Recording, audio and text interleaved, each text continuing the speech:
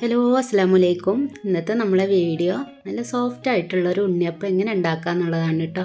അപ്പോൾ നമുക്ക് വീഡിയോയിലേക്ക് പോകാം. അതിന് മുന്നായിട്ട് ഞാനെങ്കിലും സബ്സ്ക്രൈബ് ചെയ്യാൻ ബാക്കിയുണ്ടെങ്കിൽ പ്ലീസ് ഒന്ന് പോയി സബ്സ്ക്രൈബ് ചെയ്യാൻ കേട്ടോ. അതുപോലെ തന്നെ ഫ്രണ്ട്സിനും റിലേറ്റീവ്സിനൊക്കെ ഒന്ന് ഷെയർ ചെയ്ത് കൊടുക്കുകയാണ് കേട്ടോ. അപ്പോൾ നമുക്കിത് എങ്ങനെ ഉണ്ടാക്കണേന്ന് നോക്കല്ലേ. അപ്പോൾ അതിനായിട്ട് ആദ്യം ശർക്കരപ്പാനി ഉണ്ടാക്കണം. അപ്പോൾ 4 അച്ച ശർക്കര ഞാനിവിടെ ഉരുക്കാനായിട്ട് വെക്കുന്നുണ്ട്. അതിലേക്ക് 1 കപ്പ് വെള്ളം ഒഴിച്ച് കൊടുക്കുന്നുണ്ട് കേട്ടോ. ഇനി ഇത് നന്നായിട്ടൊന്ന് ഉരുക്കിയെടുക്കുക.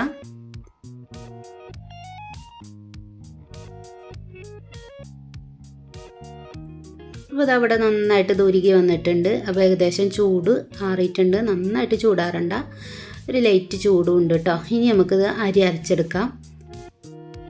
അപ്പോൾ ഞാൻ 1 കപ്പ് അരിയാണ് കേട്ടോ വെള്ളത്തിലിട്ടിട്ടുള്ളത്. പച്ചരിയാണ്. 1 കപ്പ് അരി വെള്ളത്തിലിട്ട് വെച്ചിട്ടുണ്ട്. ഇനി നമുക്കിത് ഒരു മിക്സിൻ്റെ ജാറിലേക്ക് ഇട്ട് കൊടുക്കാം കേട്ടോ.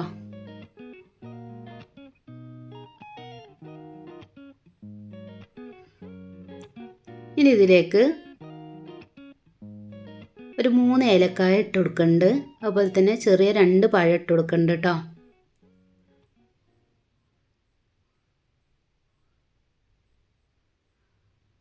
ഇതിലേക്ക് അതുപോലെ തന്നെ ഒരു 1/4 ടീസ്പൂൺ അപ്പസോഡ ഇട്ട് കൊടുക്കുന്നുണ്ട്. അതുപോലെ തന്നെ ഒരു പിഞ്ച് ഉപ്പും കൂടി ഇട്ട് കൊടുക്കുന്നുണ്ട്. ഇനി ഇതിലേക്ക് ഉരുക്കി വെച്ച 1 കപ്പ് ശർക്കരപ്പാനി ഇതിലേക്ക് ഒഴിച്ച് കൊടുക്കുന്നുണ്ട് കേട്ടോ.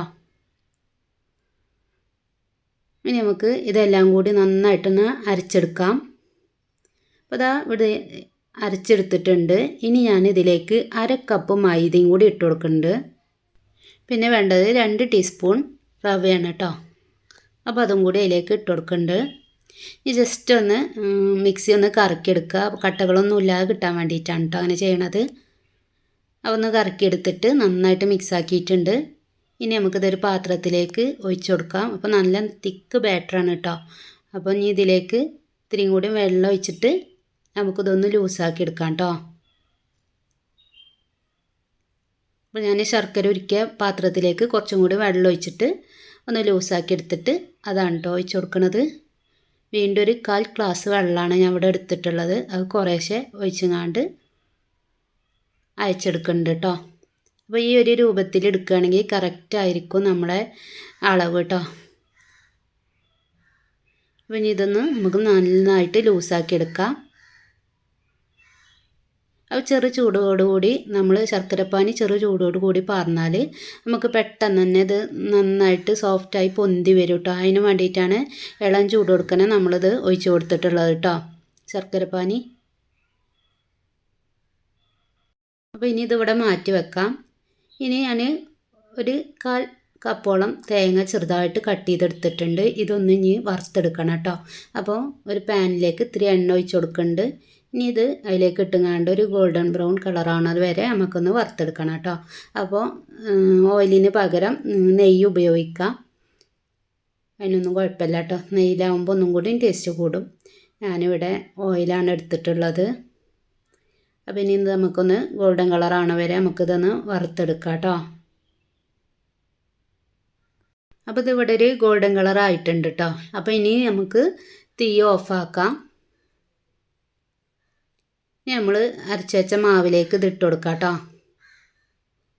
മാവിലേക്ക് ഇട്ട് കൊടുത്തിട്ട് നന്നായിട്ട് ഇളക്കി മിക്സാക്കി കൊടുക്കാം.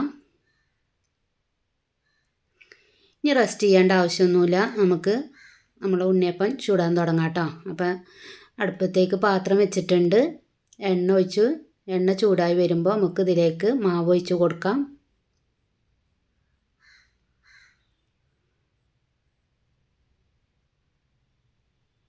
ഒരു 3/4 ഭാഗത്തോളം മാവാണ് ഞാൻ ഇതിലേക്ക് ഒഴിച്ച് കൊടുക്കണം കേട്ടോ. ഇങ്ങനെ എല്ലാ കുഴി കൂടി നമുക്കിത് ഒഴിച്ച് കൊടുക്കാം കേട്ടോ. 2-3 മിനിറ്റ് കഴിഞ്ഞിട്ട് നമുക്കിതൊന്ന് മറിച്ചിട്ട് കൊടുക്കാം.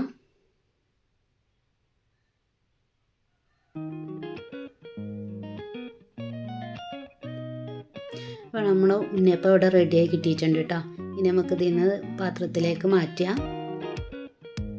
അപ്പോൾ ഈ ഒരു രീതിയിൽ എല്ലാവരും ഒന്ന് ഉണ്ടാക്കി നോക്കിയോക്കൊണ്ട് കേട്ടോ. ഒരിക്കലും നമുക്ക് ഫ്ലോപ്പ് ആവില്ല. നല്ല കറക്റ്റിൽ നമുക്ക് കിട്ടുകയും ചെയ്യും കേട്ടോ. അപ്പോൾ വീഡിയോ എല്ലാവർക്കും ഇഷ്ടപ്പെട്ടു എന്ന് വിചാരിക്കുന്നു. എല്ലാവരും വീട്ടിൽ ഉണ്ടാക്കി നോക്കിക്കൊണ്ടു. വീഡിയോ ഇഷ്ടപ്പെട്ടാൽ ലൈക്ക് ചെയ്യാനും ഷെയർ ചെയ്യാനും സബ്സ്ക്രൈബ് ചെയ്യാനും മറക്കല്ലേ.